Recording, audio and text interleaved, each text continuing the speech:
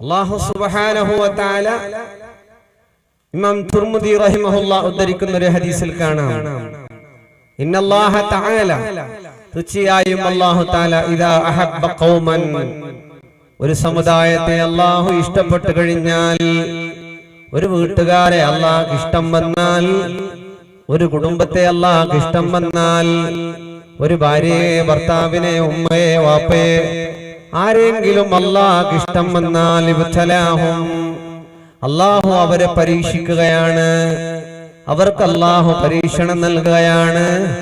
എന്തുകൊണ്ട്? അല്ലാഹുക്ക് അവരെ ഇഷ്ടമില്ലാത്തത് കൊണ്ടല്ല, ഇഷ്ടമുള്ളവർക്കാണ് അല്ലാഹു തആല പരീക്ഷണം നൽകുന്നത്, ബുദ്ധിമുട്ട് നൽകുന്നത്, ബേജാറ് നൽകുന്നത്. നമ്മളൊക്കെ ചിന്തിച്ചു പോകും, ഞാൻ ഇത്ര നിസ്കരിച്ചിട്ട്, ഇത്ര ദിക്ർ ചൊല്ലിയിട്ട്, ഇത്ര സ്വലാത്ത് ചൊല്ലിയിട്ട്, ഇത്ര സദഖ ചെയ്തിട്ട് എന്തേ എനിക്ക് പ്രശ്നം, എന്തേ എന്റെ കുടുംബത്തില് പ്രശ്നം, രോഗം, കടം, ബുദ്ധിമുട്ട്, ഇതെല്ലാം എന്റെ കുടുംബത്തെ തേടിയെത്താനുള്ള കാരണമെന്ത് എന്ന് കരുതുന്നവരുണ്ടെങ്കിൽ ഒന്നറിയണേ, അല്ലാഹുക്ക് നിങ്ങളോട് ഇഷ്ടമുള്ളതാണ് കാരണം. അല്ലാഹുക്ക് നിങ്ങളോട് ഇഷ്ടമുള്ളത് കൊണ്ടാണ് ഈ ഭൂമിയിൽ നൽകപ്പെടുന്ന എല്ലാ പരീക്ഷണങ്ങളും അല്ലാഹു സുബ്ഹാനഹു വ തആല നമുക്ക് നൽകുന്നത്. അല്ലാഹുക്ക് നമ്മളോട് ഇഷ്ടമുള്ളത് കൊണ്ടാണ്. നമ്മുടെ വീട്ടിലുള്ള പെട്ടെന്നുള്ള മരണങ്ങൾ അല്ലാഹുക്ക് ഉമ്മ, സഹോദര, സഹോദരി, അല്ലാഹുക്ക് നമ്മെ ഇഷ്ടമാണ്. നമ്മുടെ കച്ചവടത്തില്, നമ്മുടെ വീട്ടില്, നമ്മുടെ കുടുംബത്തില് പറ്റിയ സകലമാന മുസീബത്തുകൾ, ഇടങ്ങേറുകൾ അല്ലാഹു നൽകിയത് അദാബായിട്ടല്ല, പിന്നെ അല്ലാഹു നൽകുന്നത് പരീക്ഷണമാണ്. ബുദ്ധിമുട്ട് രണ്ട് വിധമുണ്ട്, ഇടങ്ങേറ് രണ്ട് വിധമുണ്ട്, രോഗം രണ്ട് വിധമുണ്ട്, വിഷമങ്ങൾ രണ്ട് വിധമുണ്ട്.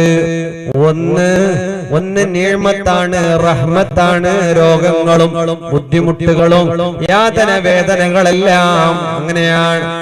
മറ്റൊന്ന് അദാബാണ്, ചെയ്ത തെറ്റുകൾക്ക് അല്ലാഹു നൽകുന്ന ശിക്ഷകളാണ്.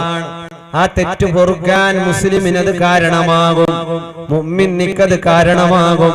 അവനിക്കത് അങ്ങനെ ഒരു അദാബായിട്ട്, അതല്ല കാഫിരീങ്ങൾക്ക് അല്ലാഹു കൊടുക്കുന്നത് പൂർണ്ണമായ അദാബാണ്. തെറ്റുകുറ്റങ്ങൾ പൊറുക്കാനുള്ളതല്ല. മുസ്ലിമിനിക്ക് അല്ലാഹു നൽകുന്നത്, മുഅ്മിനിക്ക് അല്ലാഹുടെ വിശ്വാസമുള്ളവർക്ക് അല്ലാഹു നൽകുന്നത്, സ്വർഗത്തിൽ പോകേണ്ടവർക്ക് അല്ലാഹു നൽകുന്നത് അത് റഹ്മത്താണ്. രോഗമാണോ, ബുദ്ധിമുട്ടാണോ?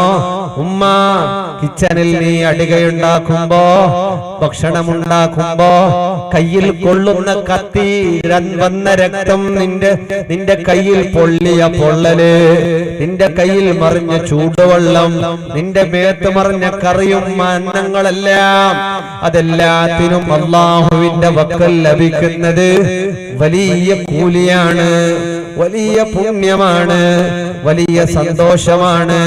നാളെ സ്വർഗത്തിൽ കിട്ടാൻ പോകുന്നത് അല്ലാഹു സുബ്ഹാനഹു വ തആല, അവനാണ് നമ്മുടെ സൃഷ്ടാവ്. അല്ലാഹുവിലേക്കുള്ള മടക്കമാണ് എല്ലാ പ്രശ്നങ്ങൾക്കുള്ള പരിഹാരം. അല്ലാഹുവിലേക്കുള്ള മടക്കമാണ്, റബ്ബിലേക്കുള്ള മടക്കമാണ്, അല്ലാഹനെ ഓർക്കലാണ്. എല്ലാ പ്രശ്നത്തിനുള്ള പരിഹാരം, പ്രശ്നങ്ങൾ നൽകുന്നവൻ അല്ലാഹുവാണ്, അത് പരിഹരിക്കുന്നവൻ അല്ലാഹുവാണ്. അല്ലാഹു അല്ലൽ ഖൈറു വശർറു മിനല്ലാഹ്, രണ്ടും അല്ലാഹുവിന്റെ ഭാഗത്ത് നിന്നാണ്. രോഗങ്ങളും നൽകുന്നവൻ അല്ലാഹുവാണ്, വാഹനങ്ങൾ നൽകുന്നവൻ അവനാണ്, ആഫിയത്ത് നൽകുന്നവൻ അവനാണ്, ആരോഗ്യമുള്ളവനെ അല്ലാഹു ഇഷ്ടമാണ്. എല്ലാം നൽകുന്നത് അല്ലാഹുവാണ്. അത് നമ്മളായിട്ട് കളയാൻ പാടില്ല. അല്ലാഹു നമ്മളെ സലുല്ലാഹൽ ആഫിയ, നിങ്ങൾ അല്ലാഹുവിനോട് ആഫിയത്ത് ചോദിക്കണേ. മുഹമ്മദുർ റസൂലുള്ളാഹ് സല്ലല്ലാഹു അലൈഹി വസല്ലം ആഫിയത്ത് അല്ലാഹുവിനോട് നമ്മൾ ചോദിക്കണം. അല്ലാഹുമ്മ ഹ്ദിനി ഫീമൻ ഹദൈത് വആഫിനി ഫീമൻ ആഫൈത് സുബഹിയുടെ ഖുനൂത്തിൽ നമ്മളൊക്കെ ചോദിക്കാറുണ്ട്. അല്ലാഹുവോട് പല തവണകളിലായിട്ട് നമ്മൾ ചോദിക്കുന്നത് അതാണ്. ആരോഗ്യം വലിയ വിഷയമാണ്, ആരോഗ്യം വലിയ അനുഗ്രഹമാണ്.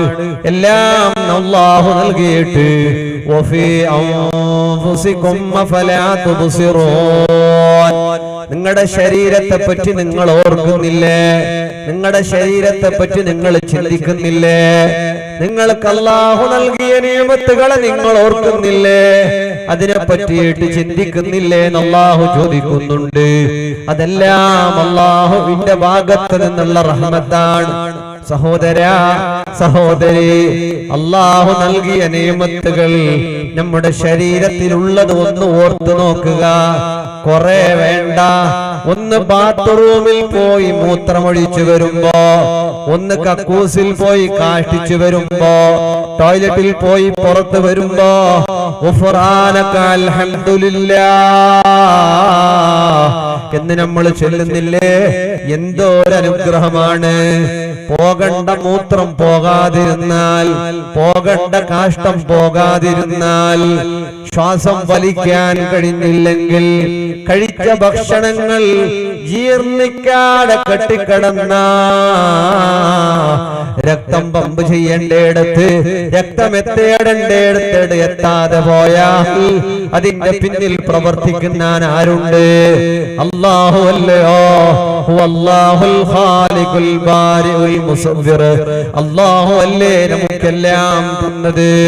ആ അല്ലാഹുവിലേക്കുള്ള മടക്കമാണ് എല്ലാ പ്രശ്നത്തിനുള്ള പരിഹാരം, എല്ലാ ബുദ്ധിമുട്ടുകൾക്കുള്ള പരിഹാരം റബ്ബിലാണ്.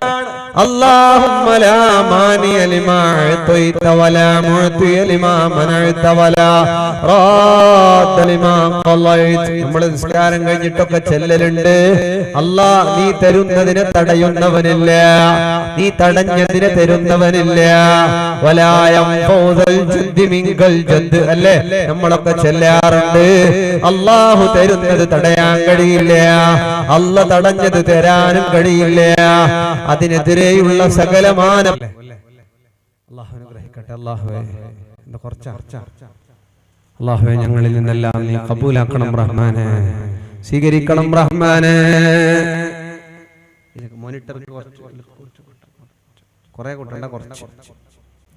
അതുകൊണ്ട് പടച്ചോനിലേക്കുള്ള മടക്കമാണ് എല്ലാ പ്രശ്നങ്ങൾക്കുള്ള പരിഹാരം. അതാണ് എല്ലാ ബുദ്ധിമുട്ടുകൾക്കുള്ള പരിഹാരം. അതാണ് അല്ലാഹുവിലേക്കുള്ള മടക്കമാണ്, അല്ലാഹുവിനെ ഓർക്കലാണ്, പടച്ച റബ്ബിനെ ഓർക്കലാണ്. ബുദ്ധിമുട്ടാണ് അർത്ഥാന അർത്ഥാന്നില്ല നക്കണിക്കാക്കണ വേണ്ടല്ല, മലയാളത്തിൽ തന്നെ പറയാം. നമുക്കെല്ലാം പിടിയുണ്ടു, എല്ലാം നടക്കുന്നു. അല്ലാഹു അനുഗ്രഹിക്കട്ടെ. നമുക്ക് ഒരുപാട് الرحمن علم القرآن خلق الإنسان علمه البيان. സംസാരം അല്ലാഹു നൽകുന്ന ഒരു അനുഗ്രഹമാണ്. ഭാഷകളെല്ലാം അല്ലാഹു നൽകിയ അനുഗ്രഹമാണ്. എല്ലാം ഖൈറാണ്. നമ്മൾ ഒരു ഭാഷക്കാരെയും താത്താൻ പാടില്ല, അല്ലേ? നിങ്ങൾ മലാമ, നിങ്ങൾ നക്കണിക്ക്, അത് ഇത് അങ്ങനെ നമ്മൾ ഭാഷകളെ വേറിട്ട് തരം താത്താൻ പാടില്ല. ഓരോന്റെ ഭാഷയാണ് ഏറ്റവും നല്ല ഭാഷ. പ്രത്യേകിച്ച് ഫളലുള്ളത് അറബിയാണ്. കാരണം ഖുർആൻ അറബിയാണ്, പ്രവാചകരുടെ ഭാഷ അറബിയാണ്. അല്ലാഹുവിന്റെ കലാമാകുന്ന ഖുർആനിന്റെ ഭാഷയായതുകൊണ്ട് അതിനൊരു മഹത്വമുണ്ട്. ബാക്കി എല്ലാം കണക്കാണ്. ബാക്കി എല്ലാ ഭാഷകളും ഏത് ലാംഗ്വേജ് എടുത്താലും ഒക്കെ നല്ല തന്നെയാണ്. അല്ലാഹു ബർക്കത്ത് ചെയ്യട്ടെ. ഇപ്പം ചില മക്കളൊക്കെ ഇംഗ്ലീഷ് അക്ഷരങ്ങൾ കൂട്ടി വായിക്കാൻ തുടങ്ങിയപ്പോ അവർക്ക് പാശ്ചാത്യ സംസ്കാരം കടന്നു വന്നോ എന്ന് സംശയിക്കേണ്ടിയിരിക്കുകയാണ്. ഉമ്മയോട് റെസ്പെക്ട് ഇല്ല, ഉപ്പയോട് ബഹുമാനമില്ല, ഉസ്താദന്മാരോടൊരു ആദരവില്ല. എല്ലാം പാശ്ചാത്യരോട് അവരുടെ ഭാഷ കടമെടുത്തപ്പോ അവരെ പോലെയാകാനുള്ള ശ്രമമാണോ നമ്മുടെ മക്കൾ നടത്തുന്നത്? അല്ലാഹു നമ്മുടെ മക്കളെയൊക്കെ സ്വാലിഹീങ്ങളാക്കി തരട്ടെ. അതുകൊണ്ട് പൊന്നുമുമ്മിനെ, അല്ലാഹുവിലേക്കുള്ള മടക്കമാണ്. ഇമാമിയങ്ങൾ എടുത്തു പറയുന്നു, എല്ലാ പ്രശ്നത്തിനും നീ കൊണ്ടു നടക്കേണ്ടത് വനുനസ്സിലു മിനൽ ഖുർആൻ മാ ഹുവ ശിഫാഉൻ വറഹ്മത്തുൽ മുഅ്മിനീൻ. അല്ലാഹുവിന്റെ ഖുർആനാണ് നിന്റെ സകലമാന പ്രശ്നത്തിലുള്ള പരിഹാരം. അതാണ് ഖുർആൻ നല്ലവണ്ണം ഓതല് പ്രശ്നത്തിന് പരിഹാരമാണ്. കടങ്ങൾക്കും ബുദ്ധിമുട്ടുകൾക്കും രോഗങ്ങൾക്കും എല്ലാ പ്രതിസന്ധികൾക്കുമുള്ള പരിഹാരമാണ് പരിശുദ്ധ ഖുർആൻ. മാനസിക പ്രശ്നങ്ങൾക്ക് പരിഹാരമാണ്. ഖബറിലെ പ്രശ്നത്തിന് പരിഹാരമാണ്. മഹ്ശറയുടെ പ്രശ്നത്തിന് പരിഹാരമാണ്. നരകത്തെ തൊട്ട് കാവലാകാൻ പരിഹാരമാണ്. സ്വർഗത്തിലെത്താൻ കാരണമാണ് കലാമുല്ലാഹ്. അല്ലാഹുവിന്റെ കലാമാകുന്ന ഖുർആൻ ലാ ഗായത ലഹ, അതിനൊരറ്റമില്ല. അതിന്റെ പരിഹാരവും അതിന്റെ സവാബും അതിന്റെ സന്തോഷവും അതിന് തീരലില്ല. ഖുർആൻ കൊണ്ട് കിട്ടുന്ന ആനന്ദം ദുനിയാവിൽ തീരൂല, ഖബറിൽ തീരൂല, മഹ്ശറയിൽ തീരൂല, സ്വർഗത്തിലും തീരൂല. ഖുർആനിന്റെ സകലമാന പ്രശ്നത്തിന് പരിഹാരമാണ്. മനസ്സിന്റെ വിഷമങ്ങൾക്ക് പരിഹാരമാണ്. ഖൽബിന്റെ രോഗങ്ങൾക്ക് പരിഹാരമാണ്. നിന്റെ ക്യാൻസറിന് പോലും പരിഹാരമാണ്. മാറാവ്യാധി രോഗങ്ങൾക്ക് പരിഹാരമാണ്. ആ നീയത്തോടു കൂടെയുള്ള ഖുർആനോത്ത്, അതവോട് കൂടെയുള്ള ഖുർആനോത്ത്, ബഹുമാനത്തോടെയുള്ള ഖുർആനോത്ത്. പൊര കുടിയാക്കും ഉസ്താദ്, അവക്കളാകുമ്പോ എന്തെല്ല കൊമ്പോണോ, എന്ത് ഇതിനെ കൊണ്ടുപോയിട്ട് അലമാറകളിൽ വെക്കാനുള്ളതല്ല. ഇത് ഓതാനുള്ളതാണ്, ഇത് പഠിക്കാനുള്ളതാണ്, ഇത് മനസ്സിലാക്കാനുള്ളതാണ്. വീട് കുടികൂടലിന് കൊണ്ടുപോകാൻ മാത്രമുള്ളതല്ല, കൊണ്ടുപോകണ്ടാന്നുമല്ല. ഖുർആനിൽ ബറക്കത്തുണ്ട്. ആർക്കാണ് ഖുർആൻ ബറക്കത്തുള്ളത്? അത് ഓതുന്നവർക്ക് പ്രത്യേകം റഹ്മത്താണ്, അവർക്ക് പ്രത്യേകം കാവലാണ്. ഓതാത്ത ഖുർആൻ വീടുകളിൽ ഉണ്ടാകുമ്പോ ആ വീട്ടുകാരെ ഖുർആൻ ലാനത്ത് ചെയ്യുമെന്നാണ്, ഖുർആൻ ശപിക്കുമെന്നാ. അതുകൊണ്ട് പരിശുദ്ധമാകപ്പെട്ട ഖുർആൻ അത് ഓതൽ പരിഹാരമാണ്. ഖുർആൻ, നിങ്ങൾ ഖുർആൻ ഓതണേ. അല്ലാഹു റസൂലുള്ളാഹി അത് നാളെ മഹ്ശറയിലും വരും. ഖുർആൻ ഓതുന്ന മനുഷ്യന്റെ അടുത്തേക്ക് അല്ലാഹുവിന്റെ മലക്കുകൾ ഇറങ്ങി വന്നിട്ട്, അല്ലാഹുവിന്റെ മലക്കുകൾ അവനെ ചുംബിച്ചിട്ട് മുത്തം കൊടുത്തിട്ട് മലക്കുകൾ അല്ലാഹുവോട് ചോദിക്കുകയാ, അല്ലാഹുമ്മ ഗ്ഫിർ ലഹു വറഹംഹു. അല്ലാഹ്, ഈ മനുഷ്യനിക്ക് നീ പുറത്തു കൊടുക്കല്ല, ഈ മനുഷ്യനിക്ക് നീ റഹ്മത്ത് ചെയ്യണം അല്ലാഹ് എന്ന് ദുആ ചെയ്യുമെന്ന് ത്വാഹ റസൂലുള്ളാഹി. രാജാവിന്റെ വിട്ടുമാറാത്ത തലവേദനക്ക് ഉമറുൽ ഫാറൂഖ് റളിയല്ലാഹു അൻഹു കൊടുത്ത തൊപ്പി, ആ തൊപ്പി വെക്കുമ്പോ തലവേദന മാറിയിരുന്ന തൊപ്പിയില്ലയോ, ആ തൊപ്പിയിൽ എഴുതി വെച്ചിട്ടുണ്ടായിരുന്നത് ബിസ്മില്ലാഹിർ റഹ്മാനിർ റഹീം എന്നുള്ളതാണ്. രാജാവിന് ഉമറുൽ ഫാറൂഖ് തങ്ങൾ കൊടുത്ത തൊപ്പിയില് രേഖപ്പെടുത്തി വെച്ചിട്ടുണ്ടായിരുന്നത് അല്ലാഹുവിന്റെ സുന്ദരനാമമാണ് ബിസ്മിയാ. ഫിർഔനിന്റെ കൊട്ടാരത്തിലേക്ക് അദാബിറങ്ങാത്തത് ഫിർഔനിന്റെ കൊട്ടാരത്തിൽ ബിസ്മി എഴുതപ്പെട്ടിരുന്നു എന്നുള്ളതാണ്. അല്ലാഹുവിന് ഏറ്റവും കോപമുള്ള ഫിർഔനിന്റെ കൊട്ടാരത്തിലടക്കം അദാബിറങ്ങാതിരിക്കാനുള്ള കാരണം അല്ലാഹുവിന്റെ പേര് കുത്തിവെച്ചതിന്റെ പേരിലാണ്.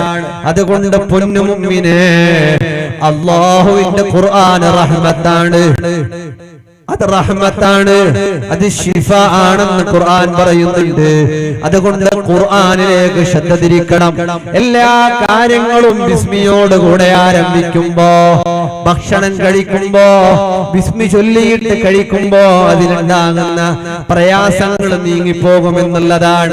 സൈഡ് എഫക്ട് ബ്ലഡ്സുകൾ, മരുന്നുകൾ കഴിക്കുമ്പോ ബിസ്മി ചൊല്ലിയിട്ടുള്ള കഴിക്കലാണ് നമ്മൾക്ക് ഏറ്റവും ഉപകാരപ്പെടുന്നത്. ഉപകാരപ്പെടുന്നത് അതാണ്. അതുകൊണ്ട് ബിസ്മി ആദത്താക്കണം. ഒന്നാമത്തെ പരിഹാരം അതാണ്. ഉമ്മിനെ നിങ്ങൾ ചെറിയതാണെന്ന് കരുതുന്ന വലിയ പരിഹാരങ്ങളെ പറ്റിയിട്ടാണ് ഞാൻ ഇന്നിവിടെ പറയുന്നത്. നിങ്ങൾക്കറിയാമായിരിക്കും, പക്ഷേ അത് ചെറുതല്ലാതെ വലുതാണ്. എല്ലാ പ്രശ്നങ്ങൾക്കുള്ള പരിഹാരം ബിസ്മിയാണ്. ബിസ്മിയുടെ പേരിൽ ലോകത്ത് അത്ഭുതങ്ങൾ സംഭവിച്ചിട്ടുണ്ട്. ഒരുപാട് അത്ഭുതങ്ങൾ ബിസ്മി ചൊല്ലിയിട്ടെടുത്ത് വെച്ച മുത്ത് പോലോ വലിച്ചെറിയപ്പെട്ടിട്ട് തിരിച്ച് ആ കടലിൽ നിന്നുള്ള മുത്ത് മീനിന്റെ വയറ്റിലായിട്ട് കിട്ടിയിട്ട് അത്ഭുതം സംഭവിച്ചു പോയത് കിതാബിലുണ്ട്. ബിസ്മി ചൊല്ലിയിട്ടെടുത്ത് വെച്ചത് ഒരുപാട് അത്ഭുതങ്ങൾ ഉണ്ടായിട്ടുണ്ട്. അതുകൊണ്ട് ഉമ്മ, സഹോദര, സഹോദരി, ബിസ്മി ചൊല്ലിയിട്ട് വാതിൽ തുറക്കണേ, ബിസ്മി ചൊല്ലിയിട്ട് വാതിലടക്കണേ, ബിസ്മി ചൊല്ലിയിട്ട് കഞ്ഞിക്കരി വെക്കണേ, ബിസ്മി ചൊല്ലിയിട്ട് ആഹാരം ഉണ്ടാക്കണേ, ബിസ്മി ചൊല്ലിയിട്ട് കിടക്കണേ, ബിസ്മി ചൊല്ലിയിട്ട് എണീക്കണേ. ഉറങ്ങുമ്പോഴുള്ള ദിക്റിന്റെ കൂടെ ഒരു ബിസ്മി അതിലുണ്ടല്ലോ. ബിസ്മി അല്ലാതെയും ചൊല്ലുന്നത് കൊണ്ട് വിരോധമില്ല. എണീച്ചപ്പോഴും ചൊല്ലുക ബിസ്മി. കുല്ലു അംറിൻ ദീപാലിൻ, എല്ലാ നല്ല കാര്യങ്ങളും ബിസ്മി ചൊല്ലാതെ തുടങ്ങിയാൽ ഫഹുവ അബ്തർ. ഒരുപാട് ഹദീസുകളിലുണ്ട്. അത് ബറക്കത്തില്ലാത്തതാണ്, അത് കുഴഞ്ഞ കൈ പോലെയാണ്. അതുകൊണ്ട് ബിസ്മി ആദത്താക്കിയിട്ടല്ലാതെ ഉമ്മ ഏതുവരെ പിഞ്ചു പൈതങ്ങൾക്ക് മുലപ്പാല് കൊടുക്കുമ്പോഴടക്കം ഉമ്മ ബിസ്മി ചൊല്ലിയിട്ടാണ് കൊടുക്കേണ്ടത്. ഉമ്മ കുഞ്ഞു മുലപ്പാല് കുടിച്ചു കഴിഞ്ഞാൽ പിന്നെയോ അൽഹംദുലില്ലാ ചൊല്ലേണ്ടവരാണ്. ഒന്നോടുത്തിട്ട് മുലപ്പാല് കൊടുക്കല് ഖൈറാണ്. ഹൗലൈനി കാമിലൈൻ, 2 കൊല്ലക്കാലം മുഴുവനും പിഞ്ചു പൈതലിക്ക് അവകാശമുള്ള മുലപ്പാല് കൊടുക്കാതിരിക്കരുത്. സ്റ്റൈല് പോകുമെന്ന് കരുതിയിട്ട്, ഭംഗി കുറയുമെന്ന് കരുതിയിട്ട് കുഞ്ഞിന് കിട്ടേണ്ട 2 കൊല്ലത്തെ മുലപ്പാല് ഉമ്മ, നിന്റെ അള്ളാഹു നൽകുന്ന ആ മുലപ്പാല് പോലോത്തൊരു മരുന്ന്, അതുപോലോത്തൊരു വിറ്റാമിന്, അതുപോലോ അതിനോട് കടപിടിക്കുന്ന ഒരു പൗഡറിലും ഒന്നിലും കിട്ടില്ല മുമ്മിനെ, ഒരു ഫുഡിലും കിട്ടില്ല മുമ്മിനെ. ഉമ്മ ശ്രദ്ധിക്കേണ്ടതാണ്. കുഞ്ഞുമക്കൾക്ക് കൊടുക്കേണ്ട ഖുർആൻ പറഞ്ഞ ഹൗലൈനി കാമിലൈനി ആധുനിക വൈദ്യശാസ്ത്രം വിളിച്ചോതുകയാ. 2 കൊല്ലക്കാലം പിഞ്ചു പൈതലിന് കൊടുക്കേണ്ട മുലപ്പാല് കൊടുക്കേണ്ട പോലെ കൊടുത്ത കുഞ്ഞു മക്കൾക്ക് വരാവുന്ന സകലമാന പ്രശ്നത്തിനും അത് പരിഹാരമാണ്. ഉമ്മ അത് ബിസ്മി ചൊല്ലി കൊടുത്ത് ഹംദ് ചൊല്ലിയിട്ട് നിർത്തിയിട്ട് പോരാ. മാത്രമല്ല പിന്നെയോ കൂടെയൊന്ന് പറയട്ടെ ഉമ്മമാരെ, ഒന്നോട് കൂടെയാകണം ഉമ്മമാർ മുലയൂട്ടേണ്ടത്. ഒന്നോട് കൂടെയാകണം. ഷാഫി റഹ്മത്തുള്ളാഹിയുടെ ഉമ്മ 2 കൊല്ലക്കാലം മുലയൂട്ടിയത് ഒന്നോടുക്കാരെ മുലയൂട്ടിയിട്ടില്ല. ഹൈദരലിയോട് ടിപ്പു സുൽത്താനെ പറ്റി പറഞ്ഞപ്പോ ഹൈദരലി പറഞ്ഞത് അത്രയല്ല, ടിപ്പു സുൽത്താൻ ഇനിയും വലുതായാൽ ഇതിനേക്കാളും അത്ഭുതം കാട്ടിയാൽ അതൊന്നും അത്ഭുതമല്ല. കാരണം എന്റെ ഭാര്യ ടിപ്പുവിന് മുലയൂട്ടുന്ന 2 കൊല്ലക്കാലം. ഖുർആൻ പറഞ്ഞ പോലെ 2 കൊല്ലമാണ്. അവരൊക്കെ മുലയൂട്ടിയത് 2 കൊല്ലമാണ്. ഹൗലൈനി കാമിലൈൻ, ആ 2 കൊല്ലക്കാലം എന്റെ മോൻക്ക് മുലയൂട്ടിയത് വുളൂഅെടുക്കാതെ എന്റെ ഭാര്യ മുല കൊടുത്തിട്ടില്ല, മുലപ്പാല് കൊടുത്തിട്ടില്ല. അതുകൊണ്ട് ഇത്രയല്ല, ഇതിനെ കാണും വലിയ അത്ഭുതങ്ങളിലേക്ക് എന്റെ മോൻ എത്തിപ്പെട്ടാലും എനിക്ക് അത്ഭുതമില്ല. കാരണം എന്തെന്നറിയോ? ഒന്നോട് കൂടെയാണ് എന്റെ ഭാര്യ മുലയൂട്ടിയത്. അല്ലാഹുവേ, ഞങ്ങളുടെ മക്കളെ സ്വാലിഹീങ്ങളാക്കണം അല്ലാഹ്. പുതിയ യുവതികളൊക്കെ ഒന്ന് ശ്രദ്ധിക്കുന്ന നല്ലതാ. കിടന്ന് ഉറങ്ങിയെടുത്ത് തന്നെ എടുത്തിട്ട് മക്കൾക്ക് കൊടുക്കലല്ല വേണ്ടത്. വിയർത്ത് നാറുന്ന വിയർപ്പോട് കൂടെയല്ല മക്കൾക്ക് ബർക്കത്താക്കപ്പെട്ട ആഹാരം കൊടുക്കേണ്ടത്. അതൊക്കെ കഴുകി വൃത്തിയാക്കിയിട്ട് പറ്റുമെങ്കിൽ ഒന്നെടുത്തിട്ട് അങ്ങനെ കൊടുക്കലാണ്. അല്ലാഹുവേ, ഞങ്ങളെ മക്കളെ നീ സ്വാലിഹീങ്ങളാക്കണം അല്ലാഹ്. അതുകൊണ്ട് ബിസ്മി എന്നുള്ളത് ബിസ്മി കൂടുതൽ ചെല്ലുന്ന ആളുകൾക്ക് സ്വർഗത്തിലെ സകലമായ അരുവികളും ബിസ്മിയിൽ നിന്ന് മുളച്ചു വരുന്നതാണ്. സ്വർഗത്തിലെ കള്ള് ബിസ്മിയിൽ നിന്നാണ്, സ്വർഗത്തിലെ പാല് ബിസ്മിയിൽ നിന്നാണ്, സ്വർഗത്തിലെ നദികൾ വെള്ളം ബിസ്മിയിൽ നിന്നാണ്. അതുകൊണ്ട് ഒന്നാമതായിട്ടുള്ള പരിഹാരം പറയട്ടെ, ഒന്നാമതായിട്ടുള്ള പരിഹാരം പറയട്ടെ, ബിസ്മില്ലാഹിർ റഹ്മാനിർ റഹീം. ഇതെപ്പോഴും ചൊല്ലുക എന്നുള്ളതാണ്. വീട്ടിൽ നിന്ന് മക്കൾ ഇറങ്ങി പോകുമ്പോ ബിസ്മില്ലാഹ് തവക്കൽതു അലല്ലാഹ് ലാ ഹൗല വലാ ഖുവത ഇല്ലാ ബില്ലാഹ്. സ്കൂളിലേക്ക് മക്കൾ ഇറങ്ങുമ്പോ ഉമ്മ ചൊല്ലാൻ പറയണം. യാത്ര പോകുമ്പോ ബിസ്മില്ലാഹ് തവക്കൽതു അലല്ലാഹ് ലാ ഹൗല വലാ ഖുവത ഇല്ലാ ബില്ലാഹ്. എല്ലാ നന്മകളിലേക്ക് ഇറങ്ങുമ്പോ ഈ വാക്ക് ചൊല്ലാതെ വീട്ടിൽ നിന്ന് ഇറങ്ങരുത്. നീ ആ ദിക്ർ ചൊല്ലിയിട്ട് പോയാ നീ തിരിച്ചു വരുന്നത് വരെ നിന്റെ വീട്ടിലേക്ക് മലക്കുകൾ കാവലാണ്. നീ തിരിച്ചു വരുന്നത് വരെ 2 മലക്കുകളാണ് അവിടെയുള്ളത്. ഒന്ന് നിന്റെ വീട്ടിന് കാവലാണ്, മറ്റൊന്ന് നിന്റെ കൂടെ നിനക്ക് കാവലാണ്. ബിസ്മില്ലാഹ് തവക്കൽതു അലല്ലാഹ് ലാ ഹൗല വലാ ഖുവത ഇല്ലാ ബില്ലാഹ്. ഇത് ചൊല്ലുന്നത് കേൾക്കാനിട വരുമ്പോ 2 മാലാഖമാർ ഇറങ്ങി വന്നിട്ട് ഒരു മലക്ക് നിന്റെ വീട്ടിന് കാവലാണ്, മറ്റേ മലക്ക് നിന്റെ കൂടെ നിനക്ക് കാവലാ. ആ ദിക്ർ യാത്ര പോകുമ്പോ, വീട്ടിൽ നിന്നിറങ്ങുമ്പോ, സ്കൂളിലേക്ക് മക്കൾ പോകുമ്പോ, മദ്രസയിലേക്ക് പോകുമ്പോ, നമ്മൾ അറിയാത്ത മക്കളാണെങ്കിൽ നമ്മൾ ചെല്ലുക, അല്ലെങ്കിൽ മക്കളെ കൊണ്ട് ചെല്ലിക്കുക. മക്കൾക്ക് അത്രയുള്ള നന്മകളുടെ ദിക്റുകൾ നമ്മൾ ചൊല്ലിക്കൊടുക്കുക. അല്ലാഹുവേ തൗഫീഖ് നൽകണം അല്ലാഹ്. ബിസ്മിയുമായി ബന്ധപ്പെട്ട സകലതും, വിജയത്തിലേക്ക് എത്തുന്ന സകലവും ബിസ്മിയിലൂടെയാണ്. അല്ലാഹുവിന്റെ പരിശുദ്ധ ഖുർആൻ തുടങ്ങുന്നത് ബിസ്മിയിലൂടെയാണ്. എല്ലാ സൂറത്തുകൾ തുടങ്ങുന്നത് ബിസ്മിയിലൂടെയാണ്. നമ്മുടെ ജീവിതത്തിന്റെ എല്ലാ ഭാഗങ്ങളും ഏതുവരെയാണോ മഹാന്മാര് പറയുന്നുണ്ട്, ഓരോ പിടി ഭക്ഷണം കഴിക്കുമ്പോ ബിസ്മില്ലാഹ്. പഴയകാല മനുഷ്യന്മാര് ഭക്ഷണം കഴിച്ചത് എങ്ങനെയാ? എങ്ങനെ? ബിസ്മില്ലാഹ്. ഓരോ പിടി ഭക്ഷണം എടുത്ത് തൊള്ളയിലിടുമ്പോഴും ബിസ്മില്ലാഹ് എന്ന് ചൊല്ലിയിട്ടാണ് അവർ ഭക്ഷണം കഴിച്ചത്. ഭാര്യ ഭർത്താക്കന്മാര് ബന്ധപ്പെടുമ്പോ അവിടെയും വേണം ചൊല്ലേണ്ട രൂപത്തിലുള്ള ബിസ്മി. കക്കൂസിൽ പോകുമ്പോ അവിടെയും വേണം ചൊല്ലേണ്ട ബിസ്മി. അങ്ങനെ എല്ലാം അല്ലാഹുവിന്റെ ദിക്റുമായി ബന്ധിക്കുമ്പോഴാണ് എല്ലാ പ്രശ്നങ്ങൾക്കുള്ള പരിഹാരം അതാണ്. കക്കൂസിൽ പോകുമ്പോ ബിസ്മില്ലാഹി അല്ലാഹുമ്മ ഇന്നി അഊദു ബിക മിനൽ ഖുബുസി വൽ ഖബായിസ് അത് നമ്മൾ ചൊല്ലിയിട്ട് പോകാറില്ലേ മുഅ്മിനേ?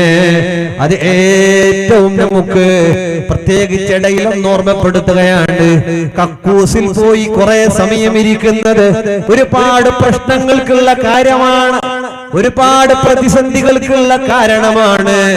ഹലാലിൽ ഒരുപാട് സമയം ഇരിക്കുക എന്നുള്ളത് എത്രയും പെട്ടെന്ന് അല്ലാഹുവിന്റെ റഹ്മത്തിന്റെ മലക്കുകൾ പള്ളിയിലാണെങ്കിൽ കക്കൂസിലുള്ളതാരാണ്?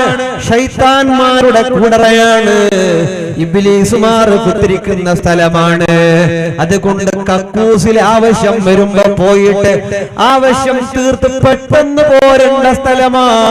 കൂടുതൽ സമയം ഹലാലിരിക്കുന്ന ആളുകൾക്ക് ബാധസംബന്ധമായ രോഗം വരാനിടയുണ്ട്, ഒരുപാട് ബുദ്ധിമുട്ടുകൾ വരാനിടയുണ്ട്, ഒരുപാട് ഇടങ്ങേറുകൾ വരാനിടയുണ്ട്. അതുകൊണ്ട് ഏറ്റവും വൃത്തിയോടെ കാത്തു സൂക്ഷിക്കണം കക്കൂസുകളൊക്കെ, അല്ലെ? പ്രത്യേകിച്ച് പള്ളിയുടെ പരിസരത്തുള്ള കക്കൂസുകളൊക്കെ നല്ലോണം വൃത്തിയോടെ കാത്തു സൂക്ഷിക്കണം. അങ്ങനെയാ നല്ല വൃത്തി ഉണ്ടാകണം. നമ്മൾ പോയിട്ട് നമുക്ക് അങ്ങനെയാണ് നല്ല ഒന്ന് വൃത്തി ചെയ്യൂല. നമ്മുടെ സംസ്കാരം അങ്ങനെയല്ല. വൃത്തി ഈമാനിന്റെ ഭാഗമാണ്. വൃത്തി എപ്പോഴും ഉണ്ടാകണം. കക്കൂസ് എപ്പോഴും വൃത്തിയോടെ സൂക്ഷിക്കണം. അവിടെ പോവുക, വീടി വലിച്ചിട്ട് അവിടെ ഇട്ടിട്ട് വരിക, കാർക്കിച്ച് തുപ്പിയിട്ട് അവിടെ തുപ്പിയിട്ട് പോരുക. പെണ്ണുങ്ങളാണെങ്കിൽ വീട്ടില് കക്കൂസിലാണ് സകലവും അല്ലേ? ബ്രഷും കക്കൂസില്, കുളിക്കുന്ന സോപ്പും ബാത്റൂമില്, അഴിച്ചിട്ട വസ്ത്രങ്ങള് നാളെയല്ല മറ്റന്നാള് കഴുകുന്നത് വരെ അത് ടോയ്ലറ്റിലാണ്. ബാത്റൂമും ടോയ്ലറ്റൊക്കെ ഒന്നാലിപ്പോൾ അതിലാണ് എല്ലാം എടുത്തു വെക്കുന്നത്. ആ വസ്ത്രങ്ങൾ ഇബ്ലീസ് പെരുമാറുമെന്നാണ് ഇബ്ലീസിനെ പറ്റി പറയുന്ന ഗ്രന്ഥങ്ങളിൽ കാണാം. കക്കൂസിൽ വെക്കുന്ന സകലത്തിലും ഇബ്ലീസ് പെരുമാറുമെന്നുള്ളതാണ്. കക്കൂസുകളിൽ നമ്മൾ പല്ല് തേക്കുന്ന ബ്രഷ് അത് കക്കൂസിലല്ല അടുത്ത് വെക്കേണ്ടത്. അഴിച്ചു മാറ്റി കഴുകുന്ന വസ്ത്രമുമ്മ അത് കക്കൂസിലല്ല എടുത്തു വെക്കേണ്ടത്. അതെല്ലാം കക്കൂസിലെടുത്ത് വെക്കുമ്പോ, ബാത്റൂമിലെടുത്ത് വെക്കുമ്പോ ശൈത്താൻ ആ വസ്ത്രത്തിൽ പെരുമാറുമെന്നാണ്. പെണ്ണുങ്ങൾക്കൊരു സ്വഭാവമുണ്ട്. കുളിച്ചിട്ടുള്ള അവിടെയുള്ള വസ്ത്രം അവിടെ വെച്ച് 2 ദിവസം കഴിയുമ്പോൾ ഇളക്കുകയാണെങ്കിൽ 2 ദിവസക്കാലം ആ വസ്ത്രം അവിടെ കിടക്കുമ്പോ ആ വസ്ത്രത്തിൽ ശൈത്താൻ ഉപയോഗിക്കുമെന്നുള്ളതാണ്. ശൈത്താൻ അതുമായി പെരുമാറുമെന്നാണ്. അതുകൊണ്ട് വസ്ത്രം അവിടെ വെക്കരുത്, പാത്രങ്ങൾ അവിടെ വെക്കരുത്, ഉപയോഗിക്കുന്ന ബ്രഷ് പോലെയുള്ള വസ്തുക്കൾ അവിടെ വെക്കരുത്. കക്കൂസിലെ പാത്രം തുറന്നു വെക്കാൻ പാടില്ലെന്ന് പോലും മഹാരഥന്മാര് പറയുന്നുണ്ട്. കക്കൂസിന്റെ പാത്രം അതിൽ വെള്ളം നിറച്ചിട്ട് അത് നമ്മൾ മൂടാതെ വെക്കരുത് എന്നുള്ളതാണ്. ഉപയോഗിക്കുന്ന വെള്ളം അങ്ങനെയാണ്, അത്രയും സൂക്ഷിക്കേണ്ടതാണ്. കക്കൂസിൽ പോയിരുന്നിട്ട് സ്വറ പറയുക, അവിടെ ഇരുന്നിട്ട് പഞ്ചാധികയാക്കുക, കക്കൂസിൽ ഇരുന്നിട്ട് വാട്സപ്പ് നോക്കുക. എന്തൊരു മുസീബത്താണ് അല്ലേ? ഇരുന്നിട്ട് ഇങ്ങനെ